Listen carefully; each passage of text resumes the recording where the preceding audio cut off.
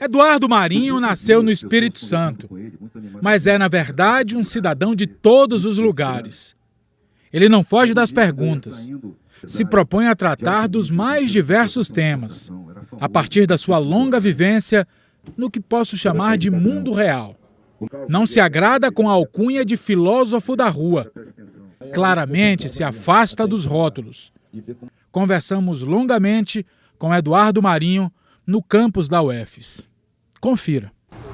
É difícil achar um momento crucial em mim. Foram coisas que foram acontecendo. A angústia vem desde pequeno, não me lembro quando começou. E não começou também como angústia, começou como uma percepção incômoda. Que eu estava sempre sendo servido por empregados nos clubes. E eu questionava por que essas pessoas são empregadas. Por que tem tanto empregado? Por que tem essa pobreza? Mas isso era uma questão incômoda para a minha classe. Então, eu ficava calado e achava que eu tinha alguma coisa errada, porque ninguém questionava. Mas eu fui crescendo.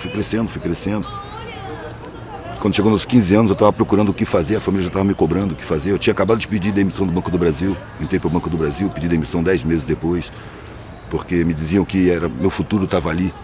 E eu olhava para os mais velhos e falava, eu não quero esse futuro para mim. Então eu pedi demissão, começou a cobrança. E agora, o que você vai fazer? Desperdiçou uma oportunidade de ouro, podia estar lá de vida inteira. E para mim era um terror ficar lá a vida inteira. E eu fiquei procurando o que fazer, entrei para o Exército. Eu estava procurando me enquadrar. Fiz um concurso para preparatória de cadetes para seguir carreira militar. Entrei, olhei, não gostei do que eu vi e saí. E aí me puseram num cursinho barato. Fazer vestibular. Aí que eu comecei a ver o pessoal que tinha saído do ensino, tinha vindo do ensino público, e eu comecei a perceber que eles eram sacaneados, eles não sabiam nada. Nada. Eu estudei em escolas que estudavam com profundidade. E acabei entrando na faculdade, inclusive por conta da família, porque eu não via nenhum curso para fazer. Eu fui por eliminação. Peguei todos os currículos e fui eliminando. Não quero mais ver física, não quero mais ver biologia, não quero mais ver química, não quero mais ver matemática. E aí sobrou 2 cursos, arte e direito. A arte para minha família era um terror, não era sério. Aí eu entrei para direito. Na verdade eu entrei no meio acadêmico, eu não queria ser advogado. No meio acadêmico eu via as discussões sobre a sociedade e tal. Com 3 meses eu percebi que era tudo teoria, que daqui a pouco aqueles caras iam ser os doutores e iam estar enquadrados.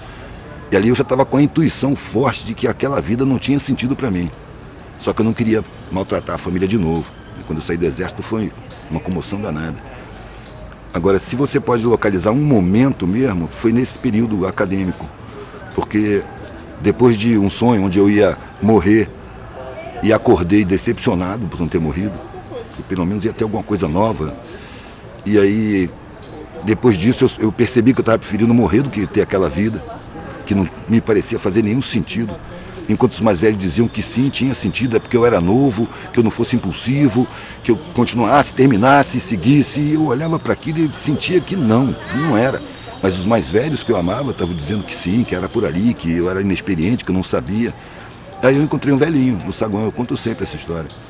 Encontrei um velhinho no saguão do meu prédio, que era milionário, morava na mansão, ele vinha para o saguão do meu prédio com enfermeira, porque ele era viúvo, solitário, morava sozinho naquela mansão enorme. Vinha para o saguão do meu prédio, porque ali ele via gente, conversava, as pessoas conheciam ele, que ele era conhecido, saiu no jornal e tudo mais, como milionário, um empresário bem sucedido de importação e exportação lá no Espírito Santo. E ele me falou que, sem eu pedir nem nada, no dia que eu passei ali saindo e ele estava sozinho, ele falou, menino, senta aqui. E começou a falar o que eu precisava ouvir. Eu fiz tudo o que disseram para eu fazer. E eu estava ouvindo o que eu devia fazer. E a sensação que eu tenho é que mentiram para mim lá no começo da minha vida. E eu corri atrás dessa mentira a vida inteira. Ele estava relatando, com a vivência dele, o que eu estava intuindo. As pessoas me veem como um milionário, bem-sucedido, um empresário de sucesso, vitorioso, e eu por dentro me sinto um fracassado. Passei a vida inteira sem pensar na morte. Mas eu envelheci, estou com quase 90 anos. Estou tomando um monte de remédio, só posso sair de casa com a enfermeira. Então eu estou sentindo que a porta da morte está aqui na minha frente. Quando eu senti, claro, que a minha vida está acabando, eu olhei para a minha vida, ela tinha perdido completamente o sentido. Velho, esse foi o... Eu saí do lado dele, fui direto para a secretaria da universidade e pedi desligamento. Eu não quero mais ser doutor, procurar um sentido para a vida. Eu não sabia o que eu ia fazer, eu sabia o que eu não ia fazer. Mas eu já tinha viajado de carro, desde que eu saí do Exército, eu saí com couro duro, né? Sobrevivência, guerra na selva, manobra. Então, férias, feriado. Eu pegava a estrada de carona, dormia no acostamento, convivia com os hippies na época, né, 80, 79, 80. Comecei a ver que existia maneiras de ser que eram serenas. Eu encontrava pessoas que tinham serenidade. E vivendo na rua, e viajando de carona. Aí, como eu estava vendo a minha vida muito angustiante, eu resolvi pegar a estrada e experimentar o que era não ter nada. E também eu tinha vários outros parâmetros. Por exemplo, a minha classe, todo mundo tinha uma preocupação enorme em manter o padrão ou subir de padrão. E tinha um pavor de descer de padrão. Só que nas minhas viagens eu convivia com as pessoas mais pobres, eles não tinham nada e estavam felizes, eram pessoas mais espontâneas, mais solidárias, era uma relação melhor. Eu via que tinha ignorância, mas eu sentia alguma coisa no ar que eu não sabia o que era. Eu falei, quero ser igual, eu quero não ter nada, quero saber como é que a gente se sente não tendo nada. Quando eu falei isso com a família não admitiu. Isso é uma vergonha, uma degeneração, me acusaram de um monte de coisa, eu só queria fazer a experiência de não ter nada. Só que meu pai e minha mãe, eu nunca vi eles discutirem. Meu pai e minha mãe eram... Eu sempre tratei eles de eles. Não tinha diferença. Eles estavam sempre de acordo. Sempre. Nunca vi nem discordar, quanto mais discutir. Então eles colocaram para mim, você não pode fazer isso. E eu disse, eu não estou pedindo. Eu estou avisando. Se você fizer isso, você não é mais da família. Eu tomei um baque, né? Porque essa frase não veio sozinha. Se você adoecer, vai para a saúde pública. Se você for preso, não me procure para nada. Não tem mais nada aqui para você. Se você pegar a sua mochila e sair dessa porta, você esquece que teve família.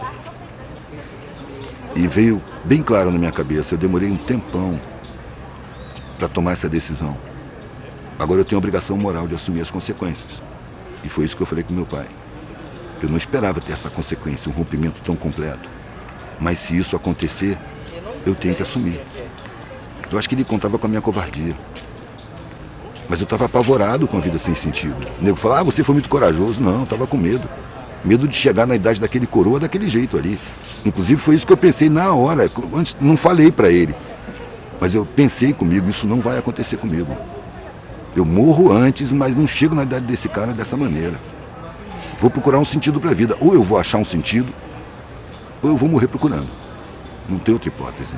Uma filha minha, com 14 anos, falou, acho que eu tenho direito de conhecer os seus pais, meus avós. E aí eu falei, tá. Ela foi. Eles já tinham percebido que não tinha retorno. Aquilo era uma expectativa de me pressionar a voltar atrás. Mas aí eu já tinha passado por todas as situações de miséria que eu podia ter passado, antes de ter filho. Depois, com os filhos, eu tive que aprender artesanato, fiz pão, sapato, fiz um monte de coisa. Brinquinho, pulseira, colar. E sempre interessado na vida, nas histórias. Comecei a ouvir história de puteiro, sabe? Ouvindo vidas, vendo coisas. Ficou muito interessante a vida. Sumiu a angústia. O nego fala hoje, você largou a sua zona de conforto. Cara, aquela zona foi a mais desconfortável que eu vivi, velho. Porque as pessoas só pensam em conforto externo. O desconforto era interno, Eu fui percebendo que as necessidades que a gente tem não são as materiais as principais, são as imateriais. É a satisfação em estar vivo, a sensação de estar integrado na coletividade, sabe? A troca de afeto. Sabe? Essa é a função para mim.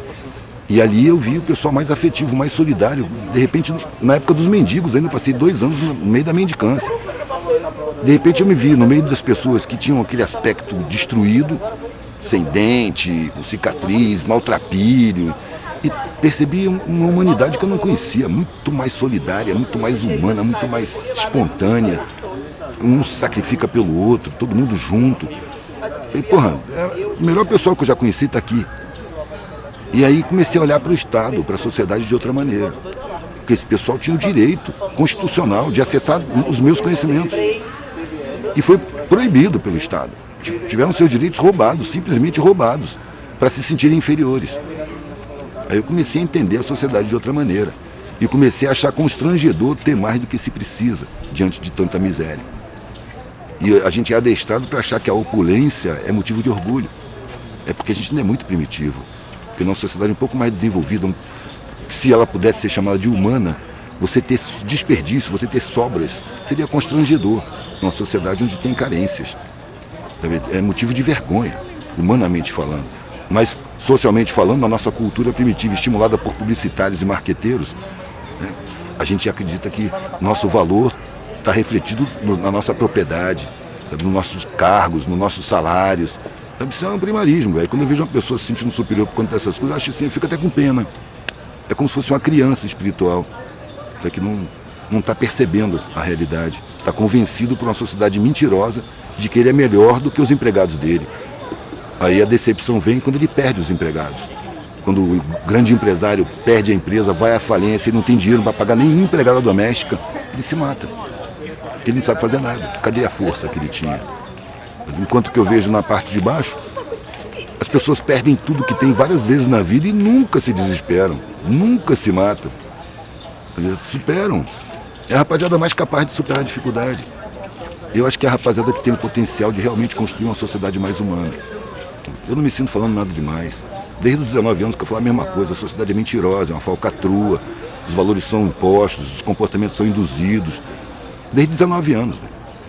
Até 8 anos atrás eu fazia isso, botava no meu trabalho, porque a partir de um certo ponto eu comecei a ter necessidade de botar no meu trabalho o que eu estava vendo, o que eu estava pensando, o que eu estava concluindo. E eu encontrava indiferença, descrédito, suspeita, deboche, repulsa, hostilidade, porque cabeludo, hippie, andando de mesa em mesa, interrompendo a conversa, quer dar uma olhadinha, quer dar uma olhadinha, quer dar uma olhadinha.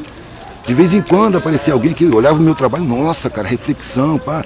Aí eu percebi que eu estava garimpando, estava passando pelas pessoas superficiais que me repeliam e de vez em quando encontrava uma exceção à regra, uma pedra rara.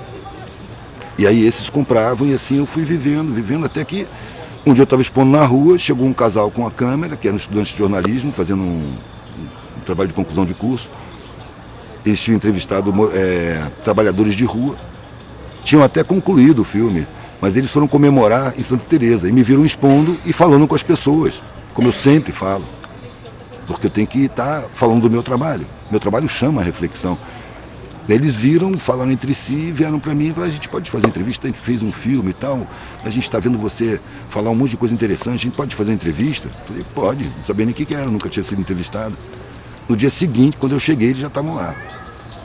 E eu cheguei de bicicleta, tirei a camisa, comecei a colar os desenhos na parede, eles chegaram já perguntando com aquela câmera enorme e fizeram a primeira entrevista.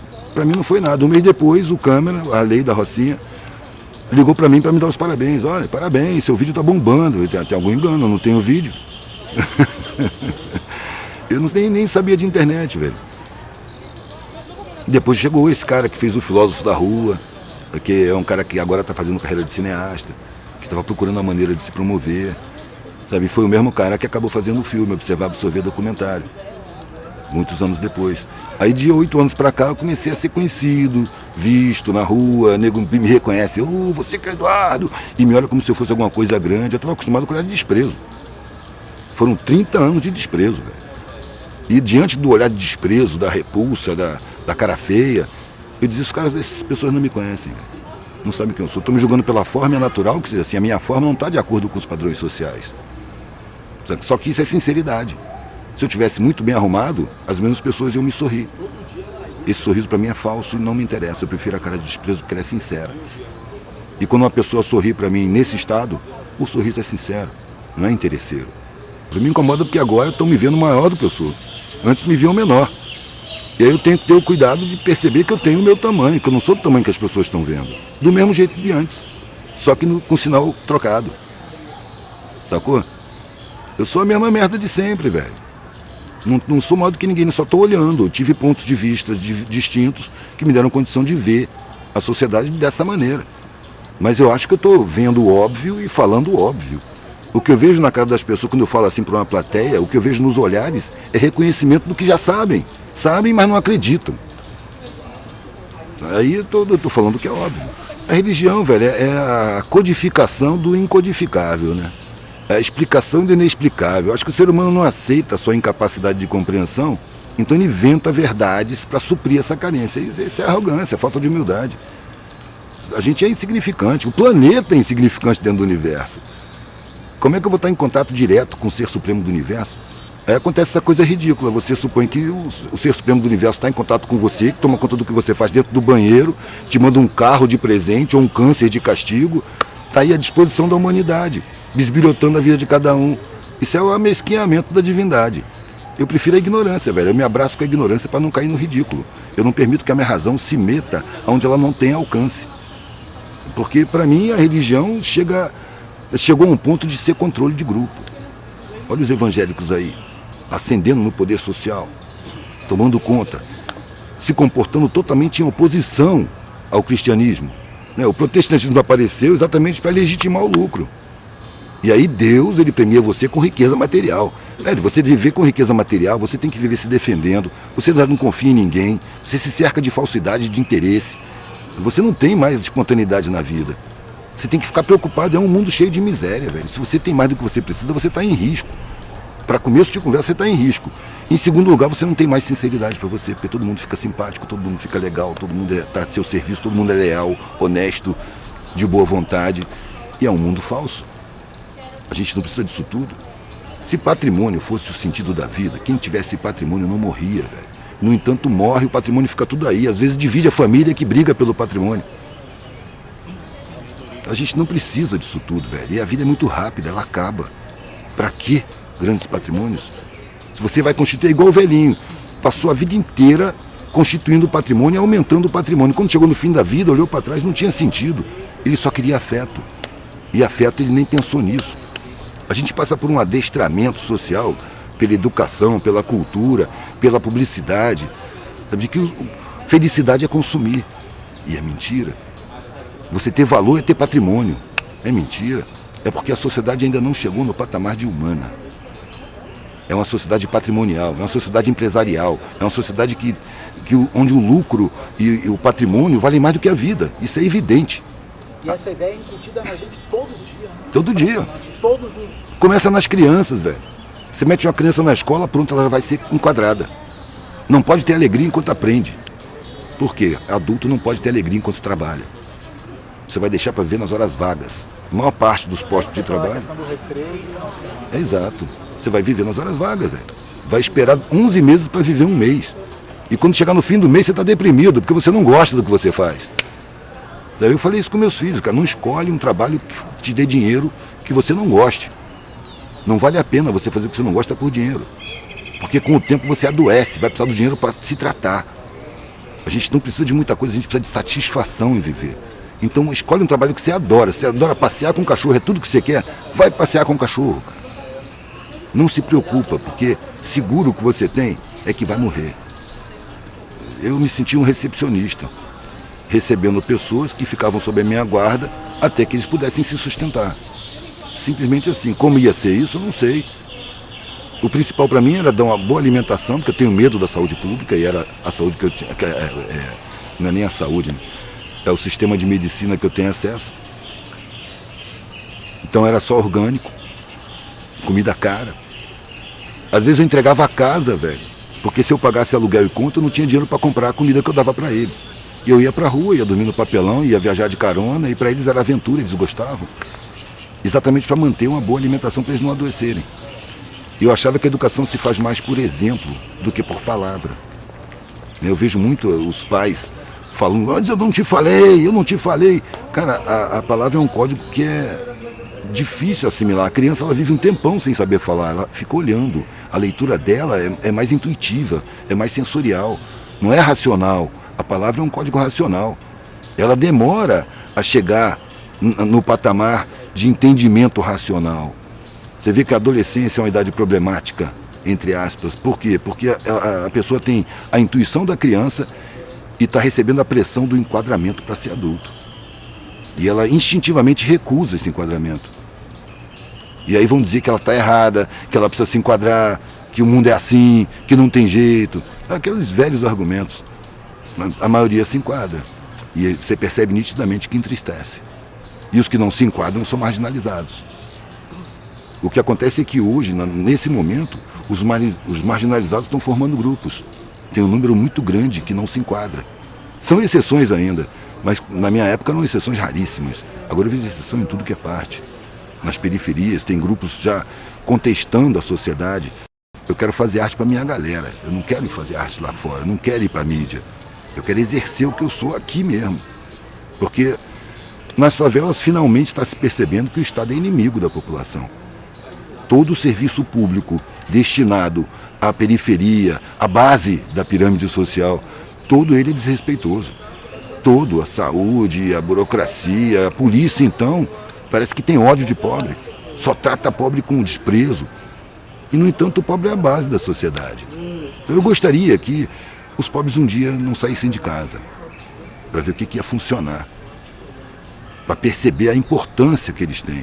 Eles são o fundamento da sociedade. E eu acho que a sabotagem do ensino, da informação, das condições de vida, é exatamente para impedir as pessoas de tomarem consciência da sua importância social, para elas continuarem acreditando, porque a mídia tem um trabalho profundo de psicologia inconsciente, seguirem acreditando que não valem nada, que são inferiores, que são incapazes, que são incompetentes, quando na verdade eles são a base de tudo, velho. Eles carregam a sociedade nas costas.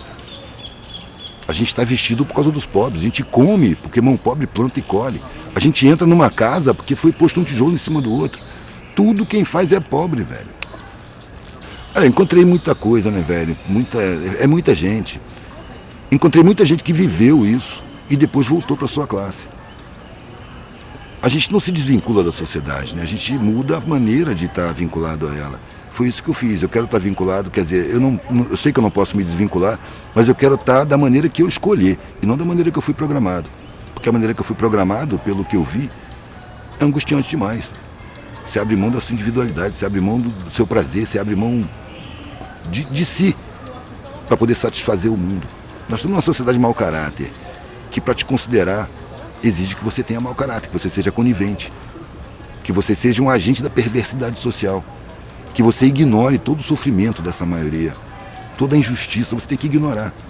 Se você tem um pingo de consciência, um pingo de sentimento, você vai se maltratar para ser respeitado. Mas aí é que entra a razão enquadrada, a razão te convence que é isso mesmo, que sempre foi assim, você tem que fazer, se você não fizer você vai perder seu patamar, você vai ter problema, você tem que garantir, e olha as crianças que você tem que criar, olha o patamar, e você viola a sua consciência, você massacra seus sentimentos, achando que é inevitável. Por isso que as pessoas correm para o antidepressivo, que é um entorpecente de consciência e sentimentos, para você seguir uma razão que está aprisionada em valores falsos, criados por uma galera que é contratada para fazer a cabeça da população. Psicólogos do inconsciente, publicitários, jornalistas, antropólogos, sociólogos, tudo contratado, colocado na mídia, constituindo laboratórios de pensamento que planejam a mentalidade a ser implantada, os valores, a visão de mundo, a própria realidade, eles distorcem, e a mídia vai dentro da casa de todo mundo e coloca. Há pouco tempo atrás eu soube que o Estado estava dando o conversor de televisão digital na cesta básica. É generosidade isso? O Estado não garante os direitos constitucionais, não garante boa alimentação, não garante moradia, não garante porra nenhuma, mas dá o conversor de televisão digital. Isso é controle mental, é evidente que é controle mental. Precisa ter uma televisão na casa daquele miserável para que ele continue se sentindo incompetente. O cara não tem chão na casa dele, mas ele tem uma televisão ali funcionando. Isso é uma necessidade do sistema social. A televisão, é o que eu sempre digo, velho, quando você liga a televisão, você acabou de abrir a porta para o inimigo. Ele vai lá dentro da sua cabeça para construir a sua visão de mundo, construir os seus desejos, seus objetivos de vida, suas opiniões, seu comportamento, seus valores. Só que tudo implantado, tudo artificial, tudo falso. Se a gente pensar no imediato, com essa corja que se aboletou no aparato público, parece que já está piorando, né? Mas eu acho que a coisa é pendular. A coisa vai... Mas o pêndulo vai caminhando, velho. Não está parado, não tem nada parado, está tudo em mutação permanente. A gente nasce num processo de mutação. Eu acredito que essa sociedade está entrando em agonia, em colapso. E ela vai colapsar. Isso vai trazer muito sofrimento. A impressão é de que está piorando. Mas a coisa não é simples assim. Eu acho que estão brotando embriões de consciência nas periferias que nunca havia antes. Há pouco tempo atrás eu entrei em Acari e o cara, quando me viu, falou: porra, Edu, ainda bem que tu chegou, cara, só tem gente alienada aqui, porque a rapaziada do Centro Cultural, do Comitê Cultural, estava tudo fora. Ele estava sozinho ali com a galera da favela, todo mundo estava lá dentro, lendo, vendo vídeo, era um centro cultural, né? E quando ele falou isso, eu falei: velho, tempos atrás, nas favelas, não tinha ninguém reclamando de alienação. Agora em toda favela que eu vou tem. As favelas não tinham órgãos de informação, agora tem. A Maré tem 5, 6 jornais da Maré, a TV Tagarela da Rocinha, tem um Raiz em Movimento do Alemão. Gente que já está vendo a sociedade de outra maneira, que ainda são, dentro da favela, vistos como os loucos. Os caras meio malucos. Só que a favela não tem esse poder de discriminação que a classe média tem. Eles são malucos, mas a gente brinca com eles. Sacou? Não é motivo para ter raiva deles.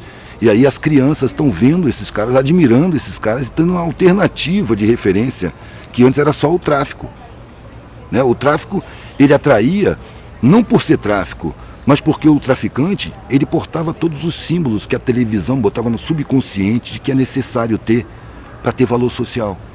O cara tinha roupa de marca, o boné de marca, cordão de ouro, sabe? E ainda encarava a polícia. Na favela, a polícia é inimiga, chega esculachando com todo mundo. Bala passa de parede a parede como se as paredes fossem de manteiga. E dia de morro lombrado, ninguém dorme na cama, todo mundo dorme no chão. Quem está em área de tiroteio só dorme no chão, velho. Eu vi foto de criança sem o tampo da cabeça. Estava na cama, passou uma bala de fuzil e levou o tampo da cabeça da criança. Ele ainda manda foto para mim e fala, divulga aí, você que tem visibilidade. Eu não vou divulgar uma coisa dessa, velho. Eu divulgo a situação. Mas eu acho que essa parada de choque não é útil. Porque desperta também muito ódio. Velho, eu tenho vaselina, os rótulos não me pegam, entendeu? Pode rotular a necessidade das pessoas. Eu não vejo rotulado por nada. Agora é natural que me rotulem. A sociedade do rótulo, né? Então é natural. Eu não posso fazer nada. E não pode me incomodar também. Eu sei que eu estou seguindo minha consciência. Eu acho que minha intuição me diz que se eu sigo minha consciência, eu estou bem com a espiritualidade. Eu estou bem comigo mesmo. Eu estou em paz interna. Mesmo com todos os incômodos que eu tenho não tenho incômodo comigo e com o meu comportamento. Eu não me sinto dominado. Eu me sinto inserido, mas da minha maneira.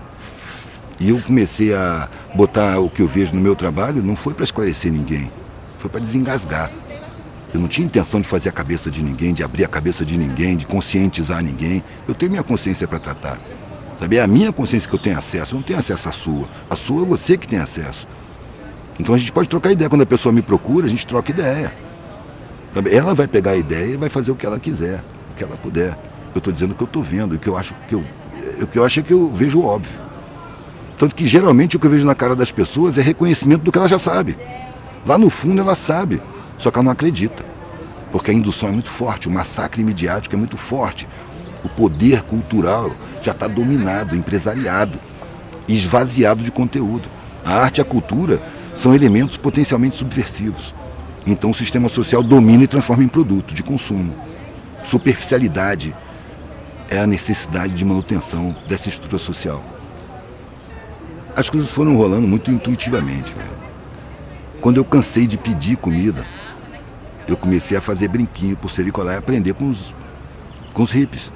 O meu primeiro alicate eu achei no lixo.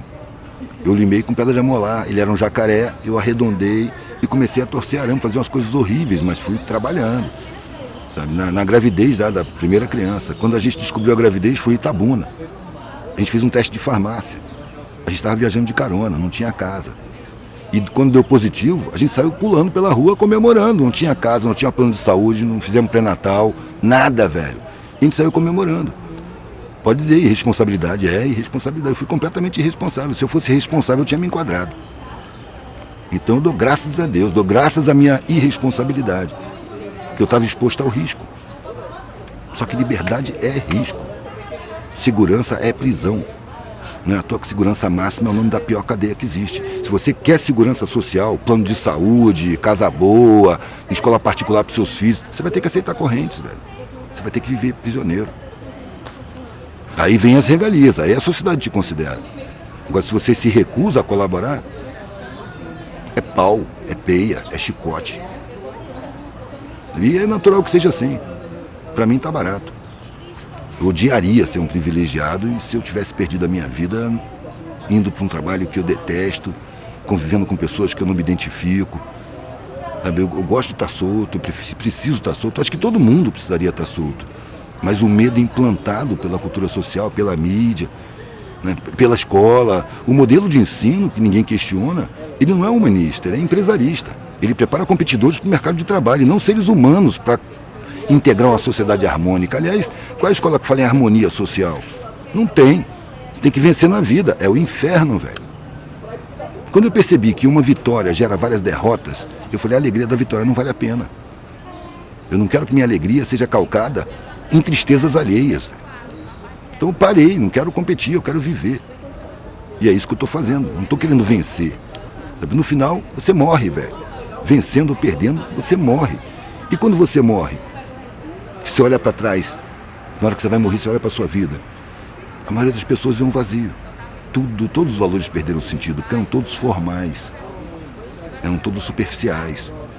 O conteúdo ficou esquecido em segundo plano. No adestramento social, a gente é convencido que o sentimento é uma fraqueza, uma fragilidade, esconde o sentimento. Isso é bem... tem seu motivo, né? O sentimento, ele não é tão adestrável quanto a razão. Então você desvaloriza o sentimento e prioriza a razão. O que eu fiz foi inverter isso aos 19 anos. Quem vai me comandar é o sentimento. A razão vai assessorar o sentimento para colocar em prática o que o sentimento decidiu. Mas eu vou fazer o que eu sinto. Porque a razão foi condicionada. A razão pode ser aprisionada. E ela é aprisionada. Né? Desde que a criança entra na escola, que ela tem que dividir, né? A hora de estudar, seriedade. Brincadeira na hora do recreio. Que é um punhadinho de tempo. A maior parte do tempo você tem que estar no sacrifício. Então já vai sendo adestrado. E entra no ensino médio. E entra na universidade. Ali já tem os patamares. Na academia, não devia ter nem o nome de curso superior, velho. Devia ser curso de responsabilidade social. Devia ter um pórtico dizendo: você está entrando numa escola de ensino superior que é vedado aos seus irmãos que têm direito. Portanto, está adquirindo uma responsabilidade social muito grande. E a sua função é levar esse conhecimento para quem tem o direito e não tem acesso. A pessoa sai se sentindo superior, quem não tem o curso superior, ou quem não tem a universidade. É uma ilusão, mas é estratégico. É uma forma de impedir o saber, de alcançar a sabedoria. Porque aqui na escola você arruma o saber, velho, mas a sabedoria você arruma na vivência. Então as periferias têm muito mais sabedoria por necessidade de sobrevivência. Porque eles vivem apinhados e têm que se harmonizar, velho. As classes mais privilegiadas, elas têm o seu lugar de viver, não tá, o vizinho está distante, dá para você falar, ô, tudo bem, bom dia, e não tem nenhum contato. Na favela não, velho. Na periferia não. É um dividindo com o outro, as dificuldades são muito parecidas. Ali se desenvolve a solidariedade não como uma virtude, mas como uma ferramenta de sobrevivência. É um ajudando o outro. Então se desenvolve a humanidade muito mais nas periferias do que no centro, onde as pessoas se hierarquizam e ficam disputando patamares, um com o outro. É um inferno, velho. Não é à toa que você toma tanto antidepressivo. Agora você vê o empresário bem-sucedido, um vitorioso, tomando antidepressivo. Não é uma contradição? Tem uma vida deprimente, ele não é um vitorioso, ele não é o bem-sucedido, não é o ricão. Por que ele vive angustiado? Pois é, velho, é porque é mentira. Não é esse o objetivo da vida. Eu peguei carona de Pernambuco até a Bahia. Muitos anos atrás, eu era um moleque. Eu peguei uma carona com um cara mais velho do que eu, com 35 anos e tal. E a gente foi conversando. Como eu era um desconhecido, isso acontece muito. Eu era um desconhecido que pegou carona, que veio do nada e que daqui a pouco vai sumir. Então as pessoas se sentem à vontade para dizer coisas que elas não dizem para ninguém. E o cara viu que eu tinha uma capacidade reflexiva, tinha como dialogar. E ele falou, cara, eu sou um fotógrafo bem sucedido. Eu ganho muito dinheiro, eu sou o cara que ganha mais dinheiro na minha família, velho. Todo mundo me admira. Mas eu sinto um vazio, eu sinto uma angústia. Eu falei, claro, velho, porque esse não é o objetivo da vida. Dá esse vazio mesmo. Você conseguiu o que a sociedade recomenda, mas não o que você precisa como ser humano. Várias vezes eu passei por empresários que diziam exatamente a mesma coisa. Pô, por que eu sinto esse vazio? É porque você está violando sua consciência, porque você está exercendo perversidade, você está explorando os injustiçados sociais. Sabe? Se eu pago um salário de merda para um cara trabalhar para mim, eu estou sendo conivente com a injustiça social, estou sendo cúmplice, eu estou me aproveitando da injustiça social. Porque ele tinha o direito de ascender socialmente, ele tinha o direito de acessar as escolas todas até a universidade. É direito constitucional, mas o Estado não cumpre sua Constituição com a massa mais pobre. Então o Estado para mim é uma organização criminosa, velho. Que faz os mais capazes, os mais fortes, se sentirem os mais fracos e mais incapazes. E convence, ilude os que dispõem de grana e privilégio de que eles são fortes.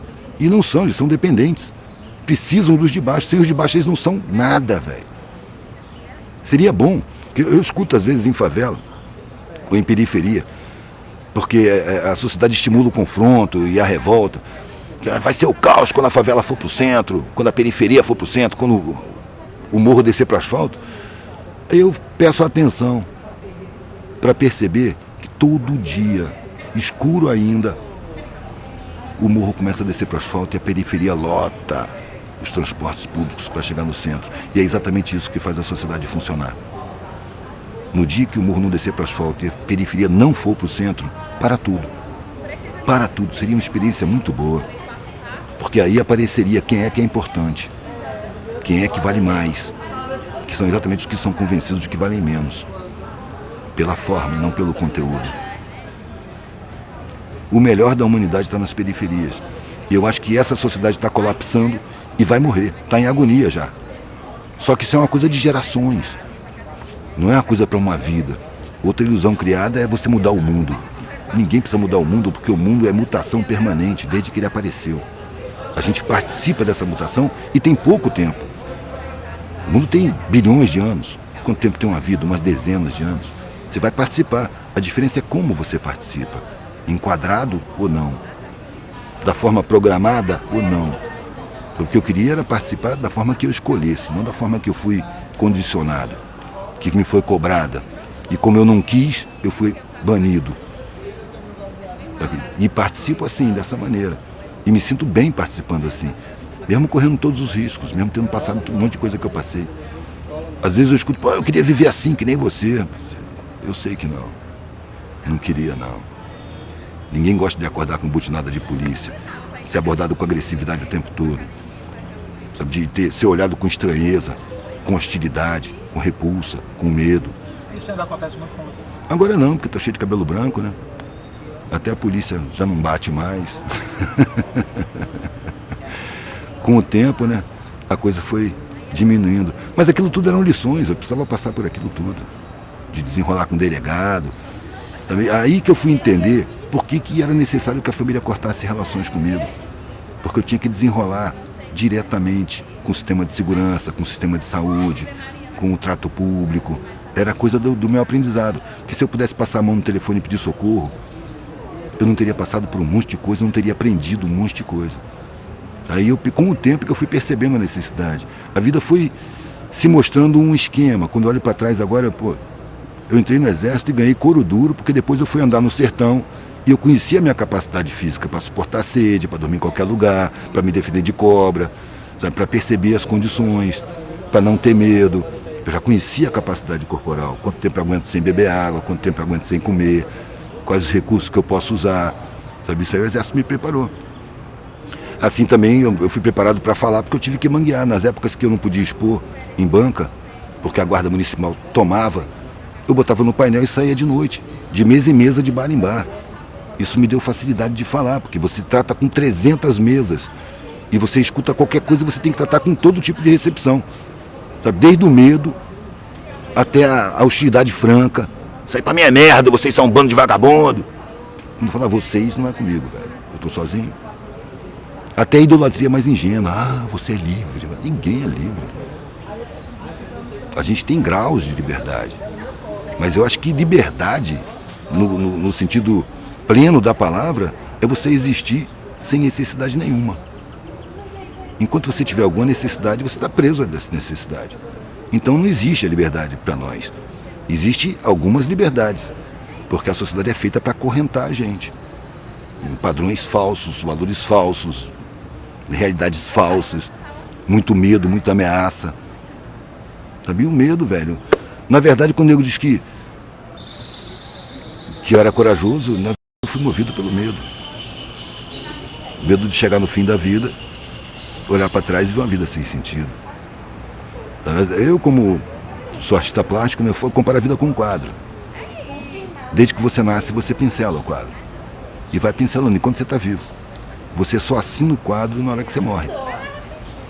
Então, quando eu for assinar o meu quadro, eu quero olhar para o quadro e falar, porra, gostei desse quadro. Eu não aceito não gostar. Nada, velho. Deu pra tu?